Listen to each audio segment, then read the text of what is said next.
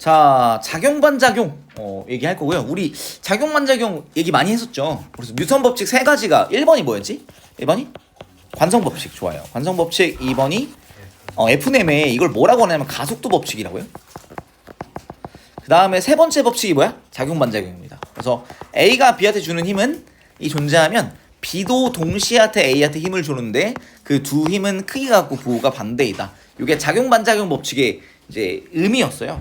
그래서 뉴턴 운동 3법칙 작용 반작용 법칙인데 한 물체가 다른 물체에게 힘을 가하면 작용을 하면 힘을 받은 물체도 힘을 가한 물체의 크기가 같고 방향이 반대인 힘을 반작용을 동시에 가한다라는 게 포인트입니다. 동시에 서로 힘을 동시에 주고받는다. 그래서 이걸 뭐라고 하냐면 상호작용이라고 해요. 상호작용. 서로에게 힘을 주는데 크기가 같고 부호가 반대다. 그래서 작용 반작용 관계에 있는 두 힘은 크기가 같고 방향이 서로 반대이고요. 이 작용선, 같은 작용선이다. 그러니까 A라는 물체가 여기 있고 B라는 물체가 있어서 서로 원격으로 떨어져서 힘을 준다고 하잖아? 그럼 그 힘은, 그 두 힘은 반드시 중심을 지나는 같은 작용선 상에서 작용하게 돼요. 그래서 A랑 B랑 둘 다 밀어. 그럼 청력이겠지, 둘 다. 근데 그 두 청력을 연결하면 한 직선상에 놓이게 되고, 혹은 뭐 둘 다 인력이야. 그럼 그 둘 다 인력이어도 한 직선상에서 같은 작용선 상에서 두 힘이 작용한다. 그래서 작용 반작용 관계의 두 힘은 크기가 같고 방향 반대인데 근데 한 직선 안에 놓인다라는 것을 기억을 해주세요. 같은 작용선 상에서 서로 다른 물체에게 작용한다. 그래서 예시, 로켓이 가스를 내뿜는 힘의 반작용으로 가스가 로켓을 밀어준다. 노로 물을 밀면 반작용으로 물이 노를 밀어서 배가 나아간다. 드론의 날개가 공기를 아래로 밀면 반작용으로 공기가 드론을 밀어서 드론이 공중에 뜬다. 우리가 점프할 때 어떻게 해요? 바닥을 세게 밀어. 그럼 어떻게 돼? 내가 바닥을 세게 밀었다면 그 힘으로 바닥이 나를 반대방을 밀어주는 거죠. 내가 이걸 약하게 이렇게 밀면 많이 못 뛰겠고, 이거를 최대한 세게 밀리면 밀릴수록 이렇게 세게 밀리게 되겠지, 그치? 이렇게 내가 얘를 이렇게 쭉 밀면 별로 안 밀리잖아. 내가 얘를 이렇게 되는 거죠, 그죠? 어떤 느낌이 알겠어? 그래서 내가 세게 밀려난 이유는 내가 힘을 세게 줬기 때문에 이렇게 볼 수 있습니다. 그래서 크기가 같고 방향이 반대인 큰일 날 뻔했다. 작용 반작용이 있다라고 보시면 좋을 것 같고요. 그 다음에 이때 서로 작용하는 경우에는 힘의 크기가 똑같잖아요. 그런데 질량은 다를 수 있잖아. 그래서 각 물체의 가속도 크기는 질량에 반비례한다. 확인을 해주시면 좋을 것 같고, 그다음 작용 반작용과 힘의 표현을 잘 구분해야 되는데, 작용 반작용 그리고 두 힘의 표현 관계에 있어서 둘 다 두 힘의 크기가 같고 방향이 서로 반대인데, 그 작용 반작용 경우에는 힘의 작용점이 어떻게 됐어? 서로 상대방 물체에 있어요. 잘 안 보인다. 작용점이 A가 B한테 주는 힘은 B한테 찍히고 B가 A한테 주는 힘은 A한테 찍혀요. 그래서 얘네들을 합쳐서 알짜 힘을 구하는 경우가 없냐? 사실 그렇진 않지. 한 덩어리로 묶어서 계산할 때는 그 덩어리 전체의 알짜 힘을 만들지 못한다, 이런 얘기를 했었어요. 그래서 어찌됐든 작용 반작용의 경우에는 힘의 작용점이 서로 상대방한테 찍힙니다. 그런데 두 힘의 평형 관계에서는 한 물체에 작용하는 두 힘일 때 두 힘의 평형을 얘기할 수 있습니다. 그러니까 얘는 목적어가 동일할 때, 가령 이런 거지. 작용 반작용은 A가 B한테 주는 힘과 B가 A한테 주는 힘, 주어랑 목적어가 서로 달라진 형태인데, 이 두 힘의 평형 관계에 있는 두 힘은 A가 C한테 주는 힘과 B가 C한테 주는 두 힘이었던 거지, 그치? 이런 경우가 두 힘의 평형 상황이다라고 보시면 좋을 것 같아요. 오케이? 네. 두 힘의 평행에서는 작용점이 같은 거예요. 작용점이 작용 위치가 같아야 돼. 그러니까 대상이 작용을 받는 대상이 같아야 돼요. 목적어가. 그러니까 이게 가령 서로 다른 두 점, 왼쪽 점에 작용할 수도 있고 오른쪽 점에 작용할 수도 있지만 어쨌든 한 물체에 작용하는 두 힘이에요. 그러니까 같은 점이 똑같진 않지 지금. 점이 똑같을 수도 있고 점이 똑같지 않을 수도 있고. 가령 중력 같은 경우는 어차피 질량 중심에 될 거잖아요. 근데 전기력 같은 경우에는 전하 분포에 따라 중심에 작용하지 않을 수도 있거든. 이런 식으로. 그래서 질량 중심에 작용하는 힘들도 있지만 그렇지 않은 힘들도 있다. 그 다음에 서로 이렇게 표면에서 밀어붙이는 힘 있잖아. 표면에서 밀어붙이는 가령 수직항력 같은 경우는 작용점이 이제 닿아 있는 접촉면에서 이렇게 작용점이 찍히고 작용점은 어디에 찍힐지 애매한데 그래도 한 물체에 작용점이 찍힌다라고 보시면 될 것 같아요. 좋은 질문. 아주 좋다. 그 다음에 이제 운동량에 대한 얘기를 합니다. 그래서 우리 관성법칙에서 뭐라고 했어? 관성법칙 뭐였지? 알짜임 0이면? 운동 상태를 유지한다. 그 운동 상태가 누구야? 운동량이야. 알짜임이 0일 때 유지되는 양이 운동량입니다. 그래서 운동량, 물체의 운동과 관련된 물리량으로 질량과 속도의 곱인데요. 우리가 일반적으로 질량은 보존되잖아요. 그치? 물론 이제 상대성 이론 들어가면 아니게 되는데 어찌됐든 간에 질량과 속도의 곱이기 때문에 운동량이 변하는 경우는 속도가 변하는 경우다 생각하시면 될 것 같아요. 그래서 운동량의 크기는 질량과 속도의 크기에 비례하고요. 비례. 그다음 운동량의 방향은 누구 방향이야? 속도 방향입니다. 왜냐하면 질량은 방향을 갖지 않기 때문에 속도의 방향 그대로 운동량이 방향을 갖게 되고요. 그래서 P라는 기호로 보통 표시하죠. 통합값도 했지, 그치? P는 M 곱하기 V인데 뭐 질량의 단위 킬로그램, 그 다음에 V 속도의 단위 미터 퍼 세컨드로 곱해서 P는 킬로그램 미터 퍼 세컨드가 되고 이거랑 똑같은 단위가 또 뭐가 있었죠? 뉴턴 초 단위가 있었다. 이거 문제 어떻게 푼 거야? 뉴턴 초 단위가 있었습니다. 근데 뉴턴 단위가 뭐였지? 킬로그램 F는 MA니까 미터 퍼 세컨드 제곱 단위거든요. 뉴턴이. 근데 여기다 뭘 곱한 거야? 초를 곱한 거예요. 그래서 얘는 킬로그램 미터 퍼 세컨드가 뉴턴초랑 똑같다. 그래서 이게 운동량의 변화량이 충격량이 되었었던 거 기억하시면 좋을 것 같아요. 그래서 이따가 또 얘기할 거야. 그래서 운동량의 방향은 속도의 방향이고요. 운동량의 변화량은 나중 빼기 처음. 델타 P는 P 나중 빼기 P 처음. 모든 경우의 변화량은 나중 빼기 처음으로 기술하는 게 좋습니다. 그래서 운동량이 변화한 정도다. 그 다음에 알짜 힘에 따른 운동량 변화. 그래서 이게 밑에 연결이 되는데 알짜 힘, 물체에 힘이 작용하면 물체의 운동량이 변한다. 왜 변할 수밖에 없냐? 알짜 힘이 F는 MA잖아요. 가속도 법칙에 따라서. 근데 가속도가 델타 T분의 델타 V잖아요. 그쵸? 그래서 이것은 델타 T분의 델타 P의 형태가 된다. 그래서 F, 알짜 힘에다가 델타 T를 곱하면 그게 뭐가 나온다? 델타 P가 나와야 된다. 그래서 알짜 힘이 가해진 충격량은 운동량의 변화량이 됩니다. 그래서 밑에 충격량, 물체가 받은 충격의 정도 I라는 기호로 나타내고 뭐 임펄스, 뭐 영어 뜻은 중요하지 않잖아. I로 나타냅니다. 그래서 물체에 작용한 힘과 힘이 작용한 시간의 곱이 되고요. 이때 우리가 시간의 방향이 있을까요? 시간은 방향을 우리가 임의로 설정할 수 없기 때문에 힘의 방향과 충격량의 방향이 같다. 그래서 충격량의 방향은 누구 방향이다? 힘의 방향입니다. 그 다음에 충격량과 운동량의 변화. 그래서 물체에 작용하는 충격량은 운동량의 변화량과 같다라고 나왔는데 나 이게 좀 너무 아쉽거든. 이렇게 말하면 안 돼요. 사실 정확하게. 뭐야? 1번? 그러니까 델타 P는 알짜 힘의 충격량이야. 알짜 힘이 준 충격량이 운동량 변화량이죠. 근데 각 힘이 여러 가지 작용한다면 혹은 어떻게 하냐? 충격량의 총합이 운동량 변화량이에요. 그러니까 알짜 힘으로 딱 계산이 돼. 힘이 가해지는 모든 힘을 다 합칠 수가 있어. 가령 질량의 가속도를 곱할 수가 있어. 그럼 바로 알짜 힘 곱하기 걸린 시간 하면 충격량, 운동량의 변화량이 되죠. 그 다음에 혹은 힘이 여러 가지인데 그 힘들의 충격량을 다 더할 수가 있어. 그럼 그게 운동량 변화량입니다. 힘을 여러 번 받았을 수도 있잖아. 그래서 충격량을 이거 안 보였네. 쏘리. 충격량을 시그마 전부 다 합친다는 거야. 그러면 어떻게 된다? 운동량 변화량이 됩니다. 그게 나중 운동량 빼기 처음 운동량이 되죠. 알짜 힘인 경우에 이렇게 쓸 수 있습니다. 뭐 충격량이 여러 가지 있는 경우, 힘이 여러 개 작용하는 경우 그 충격량들, 부분 충격량을 다 합치면 전체 충격량, 운동량 변화량이 됩니다. 예, 그렇고요. 왼쪽에 아주 중요한 게 있는데 힘 시간 그래프가 나옵니다. 그래서 힘이 시간에 대해 일정한 경우 이 힘 시간 그래프를 보니까 이 세로 높이가 힘 되고 가로가 시간이 되잖아요. 그래서 두 개 곱하면 그냥 충격량이 되네. 오케이. 근데 힘이 시간에 대해 변화하는 경우 어떻게 하죠? 이런 못 쓰나? 그러지 않았었지. 어떻게? 이 그래프의 넓이랑 작은 직사각형들의 넓이랑 이 그래프 밑부분 넓이랑 이게 똑같게끔 내가 이 작은 직사각형들을 굉장히 잘게 쪼갠다면 이 그래프 밑부분 넓이랑 작은 직사각형들 넓이의 합이 같게끔 잘게 쪼개는 거를 우리가 적분한다고 해요. 그래서 요 그래프 밑부분 넓이를 어떻게든 구하면 뭐가 돼요? 충격량이 돼요. 힘 시간 그래프 밑부분 넓이는 무조건 충격량이 된다. 확인해 주시면 좋을 것 같아요. 그러면 아무렇게나 생긴 거 밑부분 넓이 구할 수 있냐? 는 아니지. 아직은 그게 안 되지. 그치? 근데 그냥 우리가 도형으로 제시되어 있는 경우, 가령 힘이 이렇게 일정하거나 아니면 힘이 이렇게 일정하게 증가하는 경우, 사다리꼴, 뭐 직각삼각형 이런 것들은 넓이를 구할 수가 있으니까 그렇게 보면 될 것 같아요.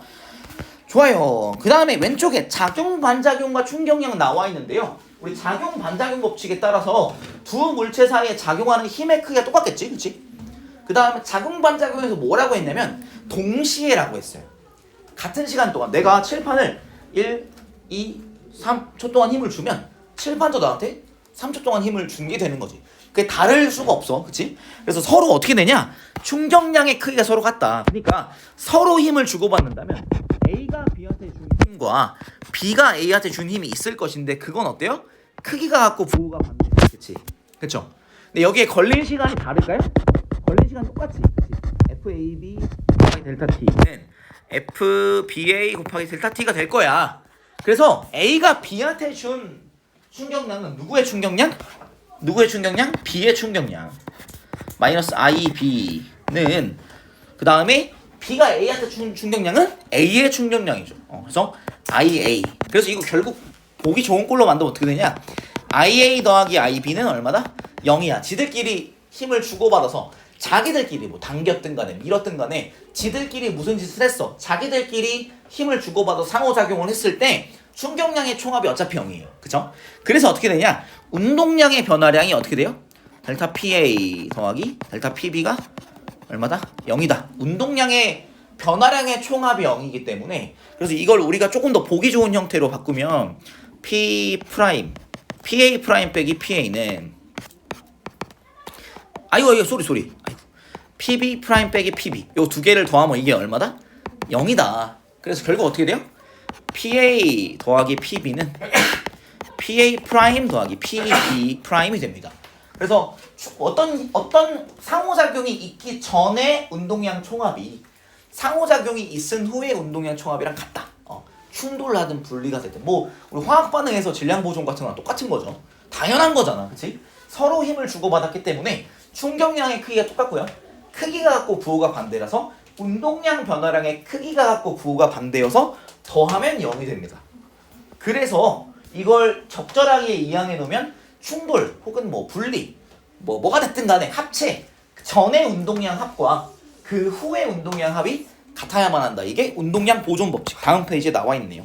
그래서 두 물체에 충돌할 때 두 물체 사이의 상호작용 외에 외부 힘이 없었다. 외력이 없었다라고 하면 물체의 운동량 합은 변하지 않고 일정하다. 뭐 보존된다. 뭐 이렇게 뭐 얘기할 수 있겠죠.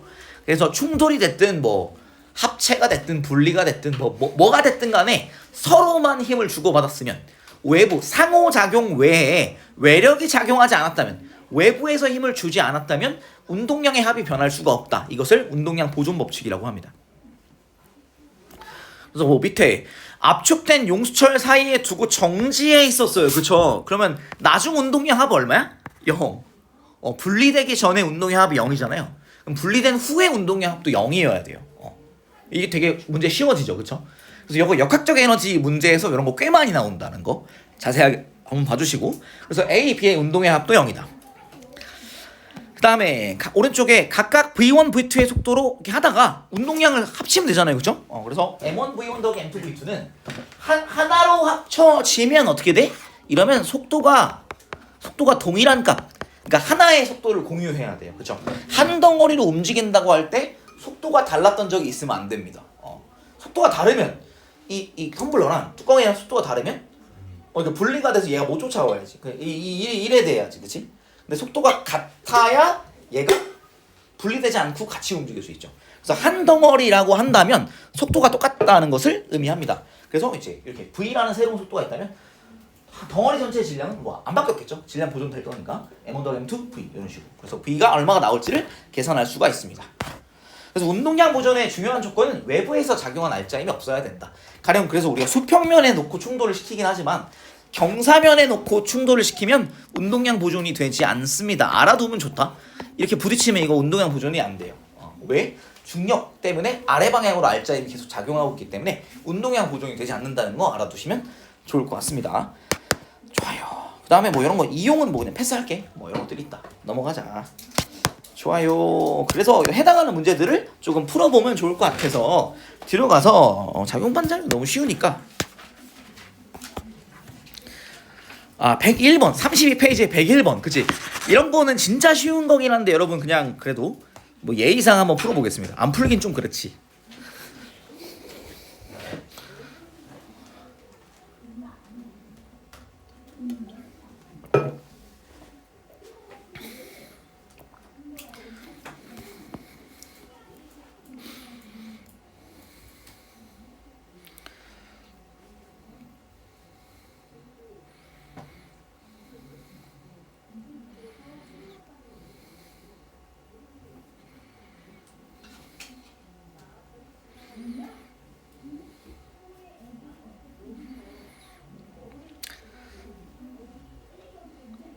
자, 뭐 복잡하게 생겼으나 뭐 하나하나 보면 기억 F3는 책상면이 A를 떠받치는 힘과 A의 무게, A가 받는 중력이랑 크기가 같을까요?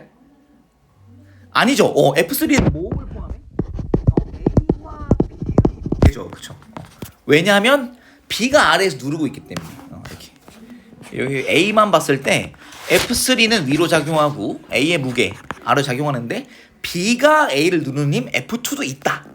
그렇기 때문에 F2까지 합쳐야 돼요. 그래서 F3는 아래로 작용하고 그 다음에 F3는 위로 작용하고 그 다음에 무게 아래로 작용하고 그 다음에 F2가 또 아래로 작용하네. 는 0 이렇게 해주면 되겠죠. 얘네들이 떨어지지 않고 있으니까 힘의 표현 조건이 만족돼야 되잖아요. 그래서 기억은 틀렸고요. F1과 F2는 작용 반작용 관계냐? A가 B를 2랑 B가 A를 2니까 작용 반작용이 맞습니다. 맞는 말. 그다음 디귿 F1과 F5 보니까 F1은 A가 B를 떠받치는 힘, F5는 지구가 B를 당기는 힘. 그래서 B는 힘을 두 개만 받고 있는 것 같아요. 그래서 F1 위로 작용하는 F1, 그다음에 아래로 작용하는 F5가 있고 그거 말고 다른 힘이 없는데 어떻게 돼 있어요? R자 힘이 0이지. 그러면 힘의 표현 관계가 맞습니다. 니은 디귿 답은 4번 이렇게 풀어주면 됩니다. 별거는 없는데 그냥 좀 주의하기, 실수하지 않게 주의하기. 그래서 한 물체에 두 개가 힘이 아니라 가령 3개, 4개의 힘이 작용할 수 있어요. 그럼 그것들을 다 더했을 때 0이 된다라는 것을 이제 두고 문제 푸시면 되겠습니다. 여러분 해보시면 별거 아니니까 넘어갈게요. 그 다음 넘어가서 뭐 이런 것들 진짜 별거 아니라서 패스. 쉬운데. 다음 페이지에 34페이지 112번 한번 풀어볼까요? 옳지 않은 거 2개.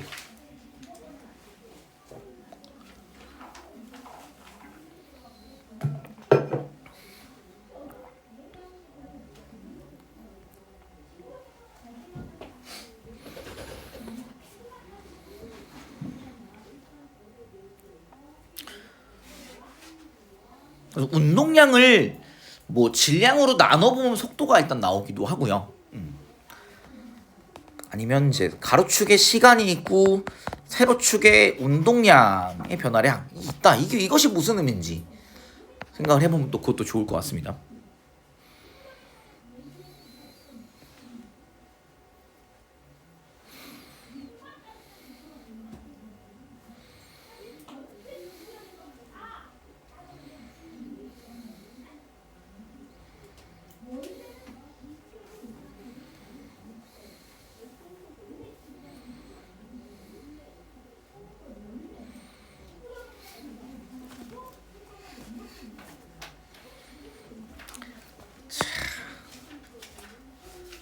자, 요거 지금 시간 가로축에 시간 있고 세로축에 운동량이 있어요. 뭐 P가 사실 뭐 MV잖아요, 그렇죠? 근데 뭐 질량 바뀔 거 아니니까 M 곱하기 델타 T 분의 델타 V. 이게 뭐가 돼요? MA구나. 이게 R자 힘이 돼요. 운동량 시간 그래프에서 기울기는 R자 힘이 됩니다. 그렇죠? 그래서 이 기울기 뭐 1번 0초부터 4초까지 물체가 이동한 거리 운동량을 사실 질량으로 나눠주면은 그냥 속도잖아요. 그래서 얘는 평수도 얼마야? 1에 시작해서 9로 끝나니까 그치 5m/s로 몇 초? 4초 20m 이건 맞을 거고요. 그 다음에 속도가 그럼 얼마 변해요? 플러스 8m/s가 변하는데 몇 초? 4초 동안. 그래서 2번은 맞는 말인데 이렇게 해도 되고 아니면 3번의 풀이를 갔다 와도 되는데 어떻게 할 수 있냐? 이제 얘 운동량이 얼마 변해요? 8 뉴턴 초가 변화해요. 얼마 동안? 4초 동안. 그래서 얘는 플러스 2 뉴턴이 알짜임이 된다. 근데 질량이 얼마야? 1kg잖아. 그럼 얘는 플러스 2m per 세컨드 제곱이 가속도가 되는 거. 2번은 맞고 그래서 3번은 틀렸네. 얘는 2뉴턴이죠. 그럼 4번 0.4초까지 물체가 받은 충격량의 크기. 그래서 운동량 변화는 얼마였어요? 플러스 8 뉴턴초였죠. 왜냐면 나중 운동량 9 뉴턴초 빼기 처음 운동량 1 뉴턴초니까 8 뉴턴초 맞게 되고요.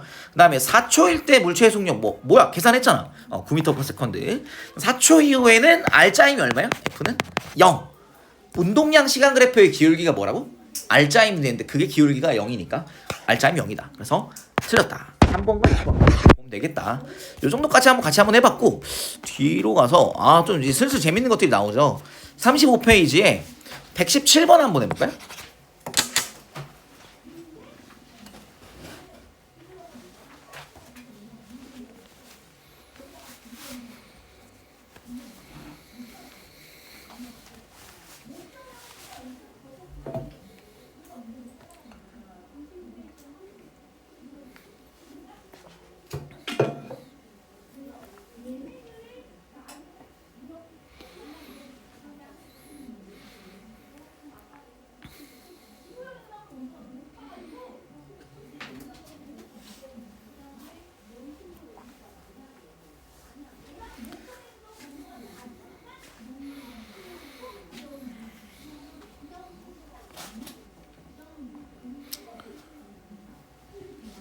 그렇죠.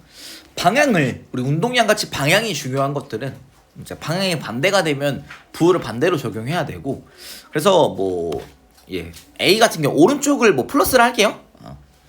그 다음에 충돌 후에 마이너스 P 마이너스 2P잖아요. 그렇죠? 이걸 P 프라임이라면 플러스 3P 더하기 P 프라임은 마이너스 3P가 되고 P 프라임 그래서 6P가 돼야 돼요. 그래서 얘는 마이너스 6P네 소리. 얘는 마이너스 6P가 되겠구나. 그래서 충돌하는 동안 A가 받은 충격량의 크기는 어떻게 돼요? 3P에서 얼마로?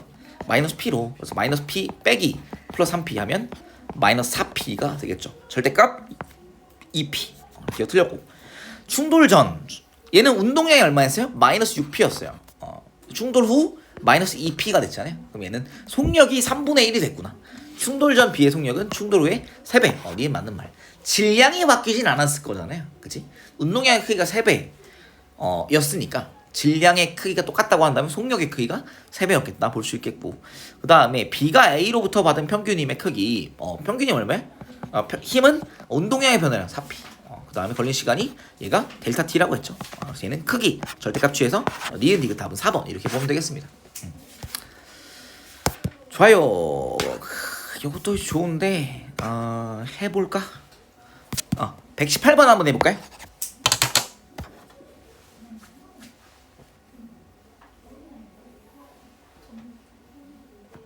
힘 시간 그래프의 밑부분 넓이 충격량입니다.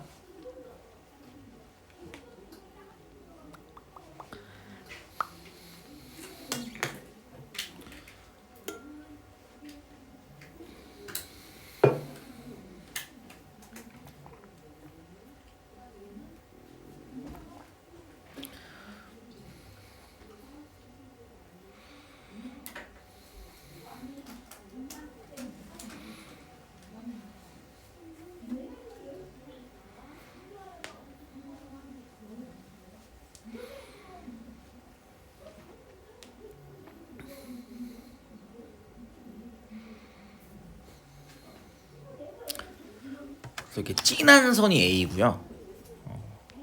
그다음 연한 선이 B입니다. 힘 시간 그래프의 윗부분 넓이는 충격량이 되었었죠.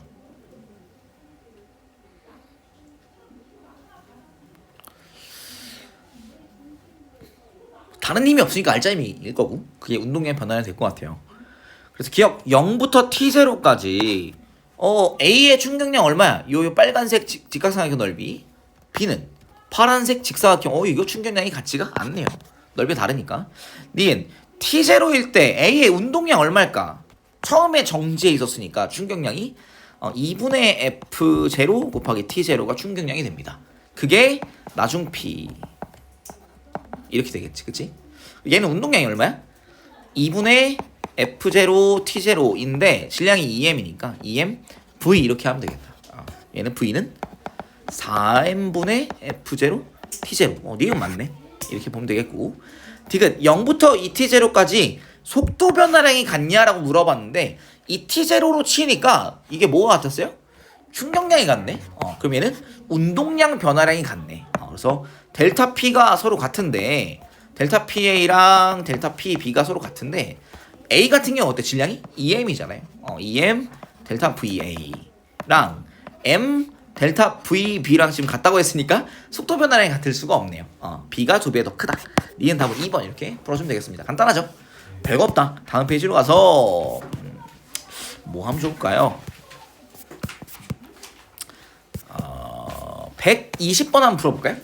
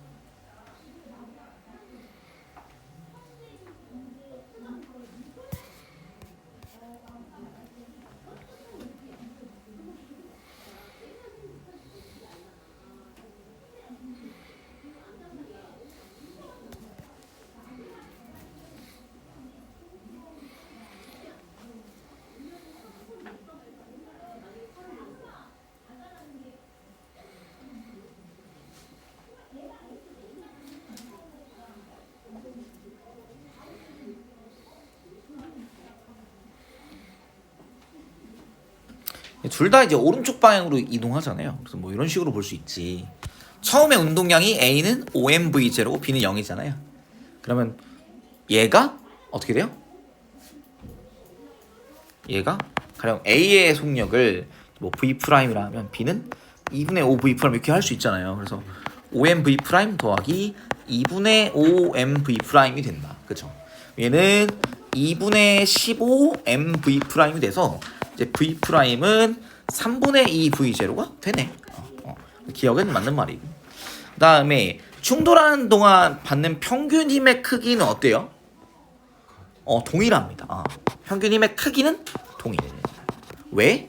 A가 B한테 주는 힘과 B가 A한테 주는 힘은 크기가 같고 부호가 반대이기 때문에 서로 주고받잖아요. 그리고 어차피 걸린 시간 자체가 똑같을 거라서 요게 이제 평균 힘의 크기랑 충격량의 크기가 똑같습니다. 그죠? 얘는 그래서 충돌 전후 속도 변화의 크기는 우리 충격량이 지금 누가 A랑 B랑 똑같다고 했잖아요. 그치? 근데 A는 질량이 크잖아. 그럼 운동량 변화량은 똑같은데 질량이 크니까 속도 변화량은 A가 작아야 된다. A가 B보다 작다. 이렇게 해주시면 좋겠습니다. 이거 약간 개념 문제였다. 평균 힘의 크기 똑같을 거고 충격량의 크기 똑같을 거고 운동량 변화량의 크기가 똑같을 건데 근데 질량이 클수록 속도는 조금만 변하겠지. 이렇게 이해해 주시면 좋겠다. 기억 다음 1번 보면 될 것 같고요. 이 정도 페이지 넘어가고 역학적 에너지도 빨리 풀 수 있으면 좋겠어서 다음 페이지에 조금 어려운 거 2개만 해볼까? 126번 한번 풀어보자. 별로 어렵지 않아 보여 근데.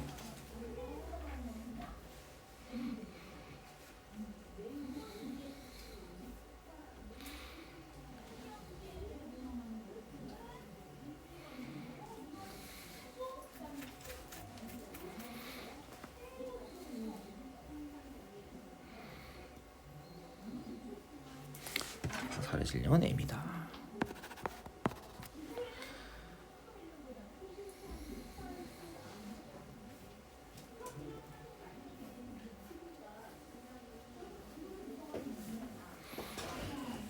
정지에 있었던 A입니다.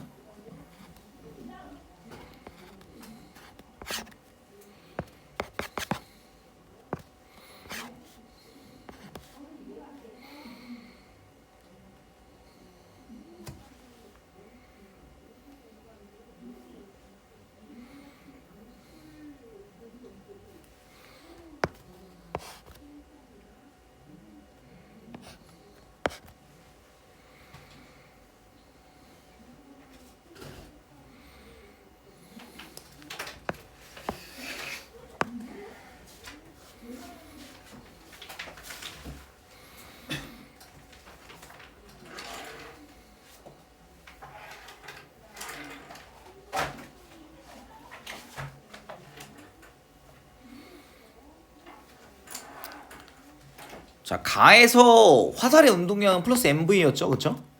그 다음에 얘네들이 한 덩어리가 돼서 얼마? 3mv1으로 간다. 그래서 v1은 3분의 1v 이렇게 확인을 해주시면 좋을 것 같고, 그 다음에 나 같은 경우는 얘가 이 화살이 정지해버려. 얘 운동량이 이제 mv가 돼서 v2는 이제 v가 됩니다. 그냥. 그래서 기억, 물체가 받은 충격량의 크기 A 같은 경우는 B는 얼마? B는 얼마 변화했어? B는 플러스 mv만큼 변화한 거지. 그쵸? 그 다음에 A 같은 경우는 얼마큼 변화한 거야? 자, A가 이렇게 해봐도 돼. A 운동량 처음에 mv였는데 충돌 후에 운동량이 3분의 1 mv가 됐지, 그치?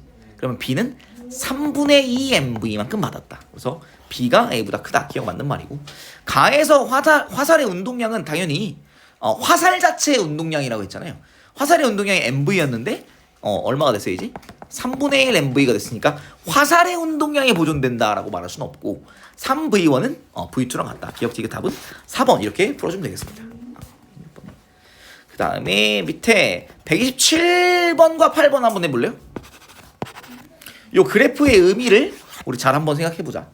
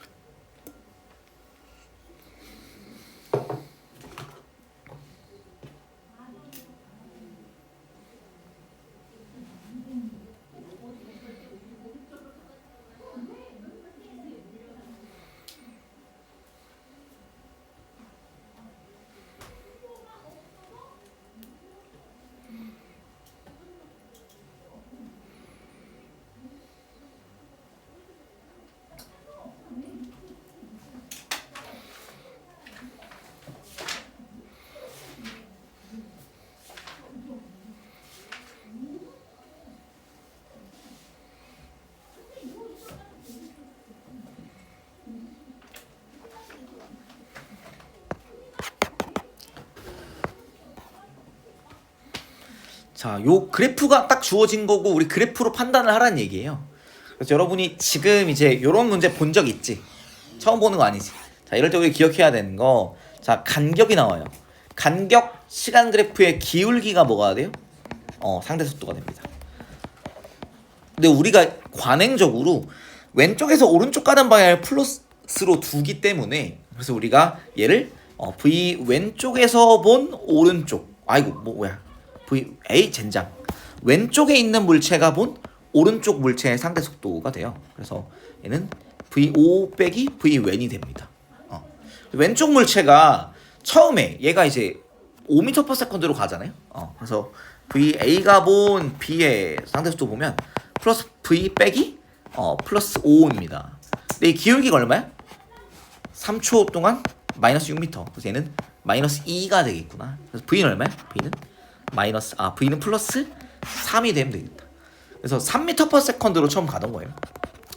이거 왜 그런 거냐면 이렇게 이해해봐도 돼요. 이거는 그냥 제가 풀이법을 말씀을 드린 거고, 이 간격이 처음에 6m였잖아요.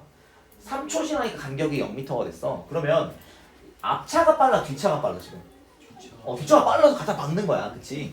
근데 처음에 6m 떨어져 있었고 3초 지나 간격이 6m가 줄었다니까 3초 동안 A 뒤차는 등속 직선 운동 15m 가겠지. 그럼 B는 얼마 간 거야? 9m밖에 안 갔구나. 이렇게 판단을 해줘야 돼요. 그래서 그래서 얘가 9m 갔으니까 6이 줄었구나. 그래서 이거를 이제 계산하는 방식으로 툴을 어떻게 하냐? 이 간격 시간 그래프의 기울기를 그냥 상대 속도, 우리가 오른쪽으로 가는 걸 플러스로 두기 때문에 왼쪽 물체가 본 오른쪽 물체의 상대 속도, 그래서 V 오른쪽 빼기 V 왼쪽이 되는데, 이걸 계산 어떻게 한다? 이게 기울기가 된다. 여기서는 마이너스이니까 플러스 3이 되네요. 이렇게 보면 될 것 같고요. 그 다음에 그 이후에는 어떻게 되는데? 이후에는 VB 프라임 빼기 VA 프라임은 이제 플러스 2가 되거든. 그러면 VB 프라임 대신에 VA 프라임 더하기 2를 줘도 괜찮습니다. 처음 운동량, 우리 운동량 보존을 이용하자. A는 처음 운동량이 3 곱하기 5죠. B 같은 경우는 5 곱하기 3입니다. 이것은 3 곱하기 VA 프라임 더하기 5 곱하기 VB 프라임인데 이거는 VA 프라임 더하기 2 이렇게 두면 좋을 것 같아.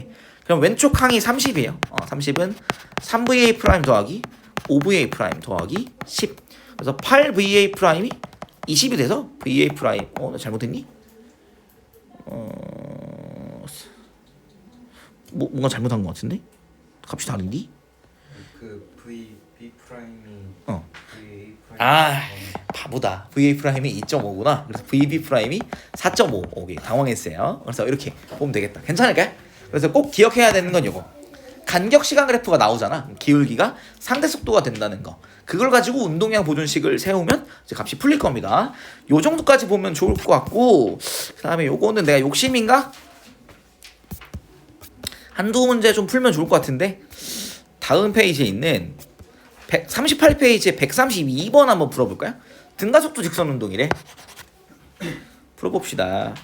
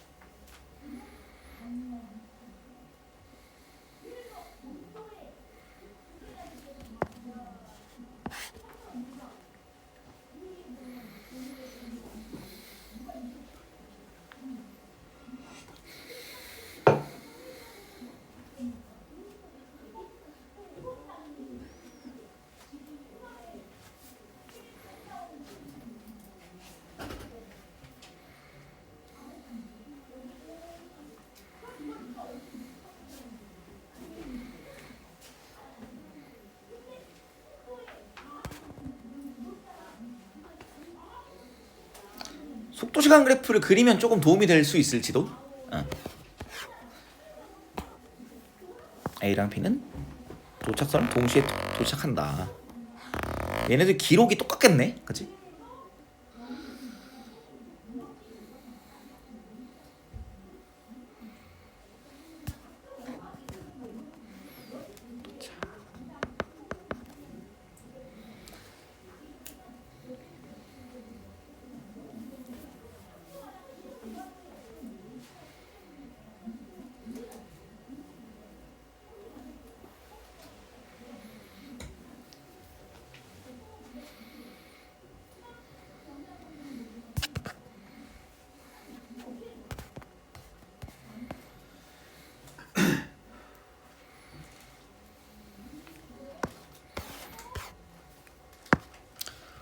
그래프를 좀 그려보았나요, 여러분?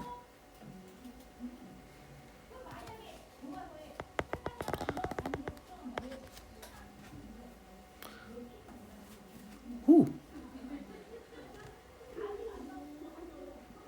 자, 여러분 이거 전체 평균 속도 얼마라고 말할 수 있어? V 같은데? 우리 구조 한번 다 같이 한번 짜보자. 자, A는 12m/s로 출발, B는 정지 출발해요. A 가속도는 마이너스 A, A는 느려져. B는 플러스 3A로 빨라질 겁니다. 그죠? 자, 그런데 같은 시간 동안, 그러니까 속도가 우리가 V로 같아지는 순간 요거 물어봤어요. 그죠? 자, 그러고 어떻게 됐냐면 이때 A는 B보다 18m 앞서 있대. 무슨 말이야? 18m를 여러분 여기서 찾아보세요.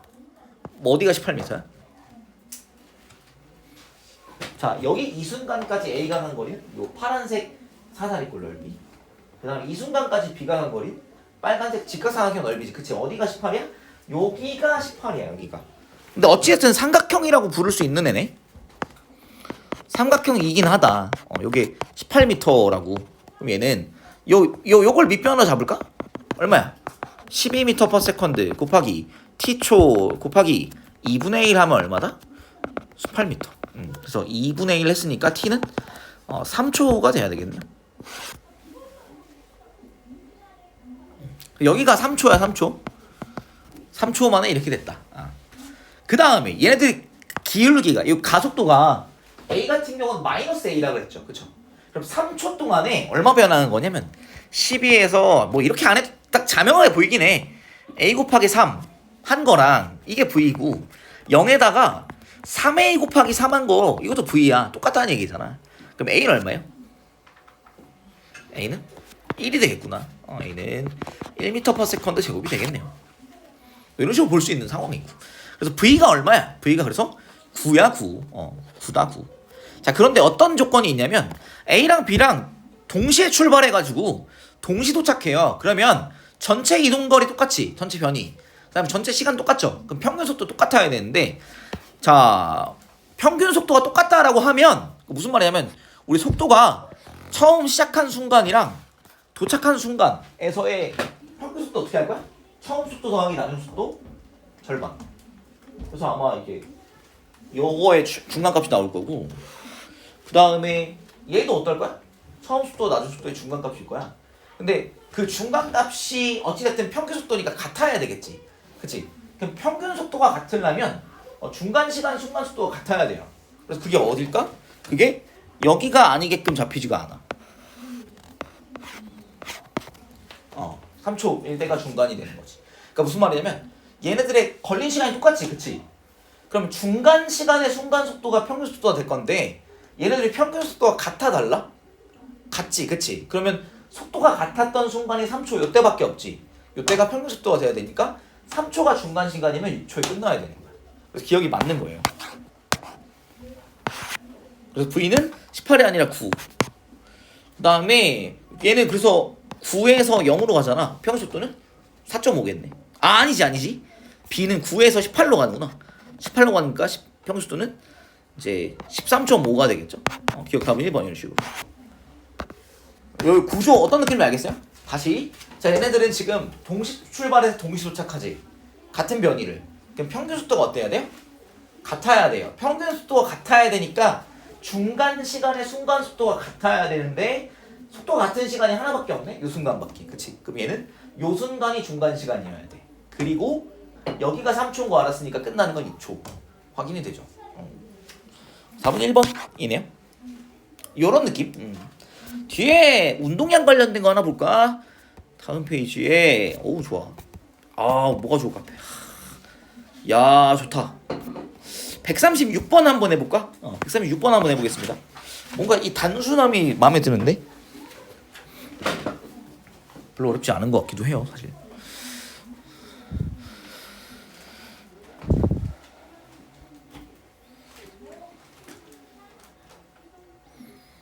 A와 B가 충돌한 뒤 A는 정지한다.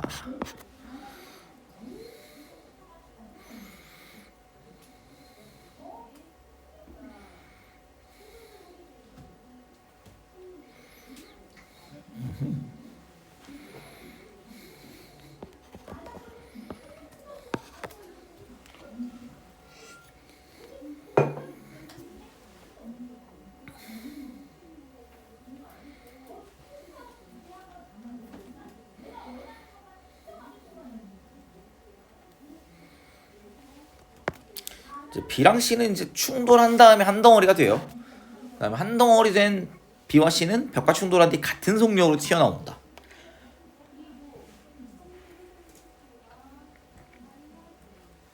질량은 모두 같다.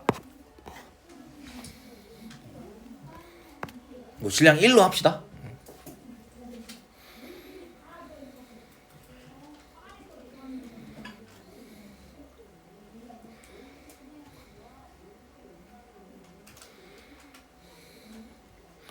B랑 C는 이제 그 처음 충돌하자마자 그때부터 하나야 그냥.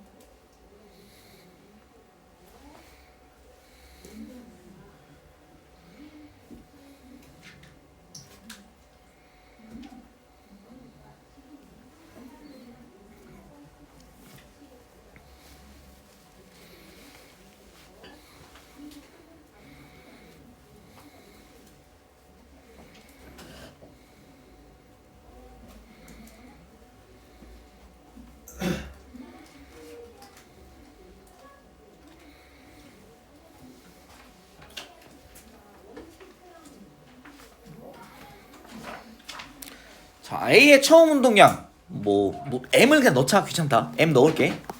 4M이었죠, 그쵸? B한테 갔을 때 A가 정지했잖아요. 그럼 B 운동량이 얼마가 됐을까? 4M이 됐고 B랑 C랑 합쳤을 때 운동량도 4M이 되겠죠. 튀어나오고 한 덩어리로 BC가 튀어나올 때 어떻게 튀어나올까? 마이너스 4M으로 튀어나오겠지. 그치? 자, 마이너스 4M으로 튀어나오고 A랑 부딪히는 거야. 그래서 0 더하기 마이너스 4M입니다. 이거 B랑 C입니다. 자, 이렇게 됐을 때 끝난 뒤 A의 속력은 B와 C의 4배이다. 그래서 이때